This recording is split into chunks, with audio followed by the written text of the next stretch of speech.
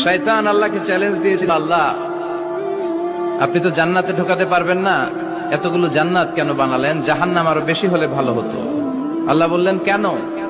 শয়তান বলে, আল্লাহ এই সবগুলারে আমি ওয়াসওয়াসা দিয়ে মুনাফিক বানিয়ে নাস্তিক বানিয়ে জাহান্নামে ঢুকাবো। আমি চ্যালেঞ্জ দিলাম, ডান দিক থেকে ধোকা দেব, বা থেকে, সামনে থেকে, পেছন থেকে, নিচ থেকে, রগের শিরা উপশিরায় ঢুকে, মাজরাত দাম যেখান দিয়ে রক্ত চলাচল করে ওখানে ঢুকেও আমি ধোকা দেব। আপনি জান্নাতে ঢুকাবেন কেমনে? আল্লাহ বললেন, তুমি আমারও চ্যালেঞ্জ দাও, এত বড় সাহস? ওকে ডান, আই টেক ইউর চ্যালেঞ্জ। আমিও তোমার চ্যালেঞ্জ নিলাম।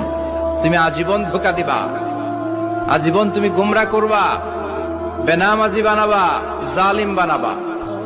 কিন্তু আমার বান্দা কোন তাফসীরুল কোরআনের মাহফিলে এসে অথবা মাঝরাতে ঘুম ভেঙে গেলে তাহাজ্জুদের জায়নামাজে চোখের পানি ছেড়ে যখন ক্ষমা চাইবে, আমি সব গুনাহ মাফ করে দেব, তুই কি করবি?